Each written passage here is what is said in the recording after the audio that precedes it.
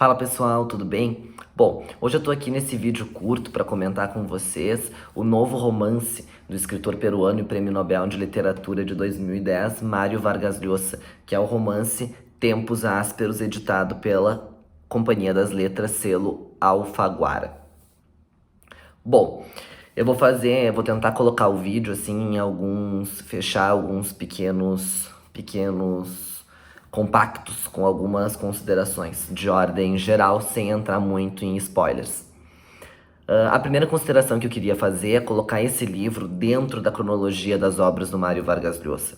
Por quê? O Mário Vargas Llosa é um escritor estupendo, todo mundo sabe, com uma obra muito variada. Ele tem desde ensaios sobre literatura, ensaios políticos, peças de teatro, contos, romances. Ele tem uma obra imensa. E mesmo dentro dos romances, a obra dele é muito variada. A gente encontra desde romances políticos até espécies de biografias romanceadas de grandes personalidades, até romances eróticos. Então ele tem realmente uma vasta produção e uma vasta variedade de produção. Mas Tempos Ásperos é um livro muito considerável, porque ele se insere, pode-se dizer assim, sem querer trazer mal agouro ao escritor que eu muito admiro e que eu considero um dos melhores escritores vivos, mas que já está com uma idade bastante avançada. O Mário Vargas Llosa hoje tem 83 anos. Talvez esse livro seja o livro que encerre o seu ciclo de romances histórico e de cunho político e social. Um ciclo que começou lá atrás, né, desde os primeiros, lá nos contos de Os Chefes, na própria novela Os Filhotes, a gente acaba por identificar ali algumas questões, ainda que de forma incipiente, algumas questões políticos-sociais emergindo ali da sua obra, e que depois vai ter uma continuidade em muitos dos seus maiores romances, quer dizer, A Cidade e os Cachorros, Conversa na Catedral, Lituma nos Andes, A Guerra do Fim do Mundo, né, que se passa aqui no Brasil, fala sobre a Guerra de Canudos, O Sonho do Celta, e provavelmente o livro que mais represente ou que, digamos assim, mais tenha influência sobre esse Tempos Ásperos. Inclusive, na minha humilde visão, essa é a razão pela qual a companhia fez questão de colocar isso também na capa, e não só o título do livro do autor e a menção ao Prêmio Nobel, que é A Festa do Bode. A edição do livro diz em cima o novo romance do autor de A Festa do Bode. E isso eu acho que é importante mencionar antes de entrar propriamente no enredo do livro. Porque o que é A Festa do Bode? A Festa do Bode é um dos romances do Vargas Llosa, onde ele faz um mapa político, histórico, social do que havia passado na República Dominicana durante os anos de ditadura do general Trujillo, né? Que essa ditadura foi de 1930 a 1961. Então, o livro se propõe a contar a história da República Dominicana durante esse período que ela teve sob o jugo do general Trujillo. Por que que isso tem uma certa significância aqui para Tempos Ásperos? Porque o general Trujillo tem uma importância fundamental nessa história. Ele vai figurar também como personagem nessa história e ele tem um papel muito importante. Bom, mas que história é essa? Tempos Ásperos, então, vai se dedicar a contar um fato, a narrar um fato importante da política latino-americana e que, para mim, ao menos, era praticamente desconhecido. Talvez quem aprecie muito a literatura, a história latino-americana, conheça esse fato, mas até então era um fato que eu não tinha na memória, que é o golpe militar que aconteceu na Guatemala em 1954.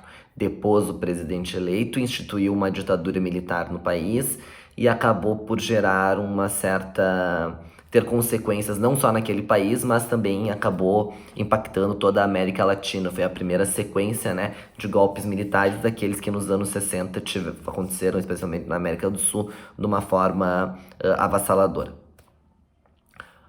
A Guatemala havia eleito em 1951 o presidente Jacobo Arbenz, que era um presidente de via social-democrata, um pouco mais ligado à centro-esquerda, e que ficou no poder de 1951 a 1954. Ele acabou fazendo algumas medidas, alguma série de proposições legislativas, sobretudo no que tange à reforma agrária, no que tange a algumas legislações que visavam regulamentar questões de direito do trabalho, algumas questões que envolviam taxação e etc. Isso acabou não sendo bem visto por uma parcela da sociedade. A classe média da sociedade não gostou muito, alguns setores das Forças Armadas também não viu isso com bons olhos, o governo norte-americano também não viu isso com bons olhos, há uma interferência de política externa bastante agressiva do governo norte-americano nesse caso, não só no livro, mas historicamente, isso veio a se comprovar depois com uma influência e uma interferência, inclusive, da CIA, nesse caso, que foi algo bastante grave do ponto de vista internacional. E além disso, de grandes companhias norte-americanas, especialmente a United Fruit, que usava a Guatemala como um polo, digamos, não só de produção, mas também de exportação dos seus produtos e que acabou sendo prejudicada por essa gama de legislações que haviam sido instituídas naquele país e que havia, sob certo aspecto, pesado um pouco mais o custo dessas empresas, dessas companhias. Então, todos esses setores resolveram se unir e juntos, com a ajuda de quem? Do general Trujillo, ditador da República Dominicana, personagem principal do romance A Festa do Bode e que financiou esse golpe na Guatemala. Todos esses agentes se juntaram e, enfim, fizeram acontecer o golpe de 1954. Esse golpe de 1954 depôs o presidente Jacobo Arbenz e no seu lugar entrou Castillo Armas, um general que instituiu uma ditadura militar no país.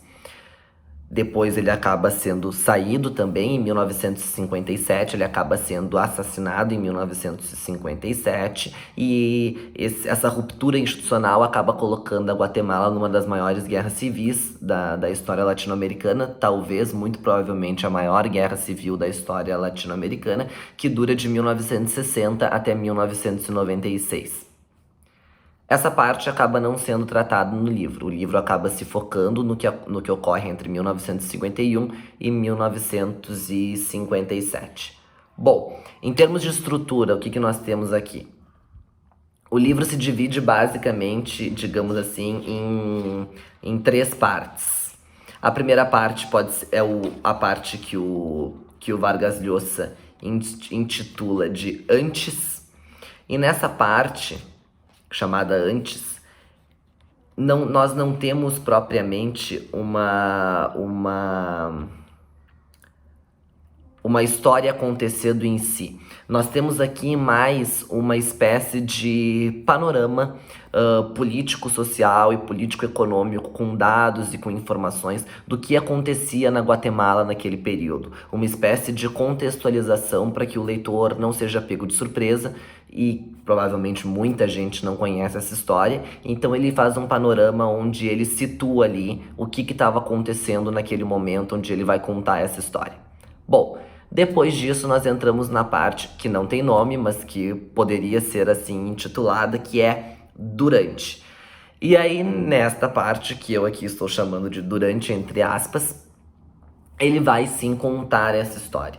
E de que forma que ele vai contar essa história? Da forma como ele sempre conta suas melhores histórias. Ele vai contar isso através de uma polifonia, várias vozes vão aparecer nessa parte, vários personagens vão colocar a sua voz para contar essa história, intercalando isso em momentos históricos diferentes. Então, ora nós estamos em 1957, desculpe, com o general Castillo Armas já presidente, ora nós estamos lá atrás, quando Jacobo Arbenz está pensando em se candidatar à presidência, depois nós já estamos mais para frente, depois nós já estamos mais para trás. Essa trama vai se entrelaçando sem uma ordem cronológica, mas que no final do livro nós conseguimos ter o panorama total. Os personagens mais importantes desse livro, além dos dois presidentes, Jacobo Arbenz e Castillo Armas, é também uma figura histórica. Temos o Trujillo, mas além dele temos uma figura histórica muito importante que é a Miss Guatemala. Eu não vou contar aqui a história dela e nem vou contar o porquê que ela é muito importante na história, mas ela é muito importante na história. Isso seria um spoiler muito grande, então eu não vou dizer o que acontece, mas recomendo que leiam o livro para saber por que a Miss Guatemala é tão importante. Eu vou deixar o link aqui embaixo para quem quiser adquirir. Ela tem um papel, sim, fundamental. E por que eu tô mencionando ela agora? Porque depois nós temos na parte final do livro uma espécie de epílogo que é intitulado com Depois. Por isso eu argumento que essa parte do meio pode ser o durante. E o que nós temos nessa parte chamada Depois? Nós temos uma narrativa do próprio Mário Vargas Llosa indo encontrar a Miss Guatemala, que hoje vive nos Estados Unidos, e conversar com ela a respeito dos acontecimentos políticos sociais da Guatemala desse período. Então é uma espécie de narrativa, como se fosse um pequeno conto ou uma crônica desse encontro que ele teve com a Miss Guatemala. Eu confesso, e isso é um testemunho bastante pessoal, quando eu cheguei nessa parte do livro, nessa parte intitulada Depois, eu fiquei profundamente emocionado. Profundamente emocionado mesmo, por ver como personagens que fizeram a história e que tomaram atitudes muitas vezes controversas depois de um tempo, qual é a interpretação que eles pessoalmente podem fazer dessas suas atitudes e desses eventos para os quais eles colaboraram. Então eu fiquei muito impressionado mesmo, fiquei muito impressionado com a fala dela, com as colocações dela tantos anos depois. E depois eu vou dizer não que eu me decepcionei um pouco, porque não foi uma decepção, mas uma espécie de pequena frustração. Logo depois da leitura do livro, eu assisti, eu vou deixar aqui embaixo o link também para quem se interessar, eu assisti a palestra do Mário Vargas Llosa, do lançamento do livro, que foi dada na Casa das Américas, no começo do ano passado. E nessa entrevista ele coloca ali nessa coletiva de imprensa, ele coloca muitas coisas a respeito do seu livro e depois ele abre para perguntas. E uma das jornalistas, se não me engano, peruana inclusive, questiona ele sobre o que seria verdade e o que seria mentira nessa espécie de epílogo intitulado Depois. Ela questiona o que de fato é desses diálogos o senhor realmente travou com a Miss Guatemala e o que foram invenções suas ficcionais. E aí ele respondeu que isso é uma coisa que ele jamais diria. Então isso me deixou um pouco assim frustrado, porque na minha visão aquilo tudo tinha sido real, mas isso é um bom conselho para não se confiar em escritores, fica aí a dica. Então, era isso por hoje. Recomendo muito a leitura desse livro, Tempos Ásperos, Mário Vargas Llosa, grande romance. O link tá aqui embaixo para quem quiser adquirir e nos vemos no próximo vídeo. Valeu, pessoal, até mais.